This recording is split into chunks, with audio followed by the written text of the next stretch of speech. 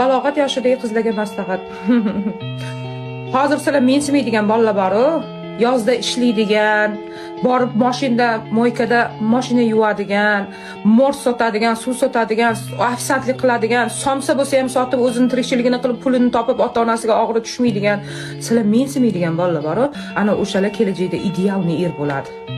Sizlar o'ylayotgan tagida mashinasi bor, og'ziga zubishtika qistirib olgan, eng oxirgi modeldagi telefon, naqib otasini obro'siga yoki o'zini ko'rsatib yuradigan bolalar bo'lmaydi. Ular kelajagi bo'lsa ham ikkita xotin qiladi, yo bo'lmasa ishsiz qolib ketsa, menga bu ish to'g'ri kelmaydi deb shunday yelkasiga o'tirib ola qoladi. Yo'qdan pul topadigan bolalar bor, bilasizlarmi? Katta ishlashni bilmaysizlar, qimir-qimir qilaveradi, pul kelaveradi.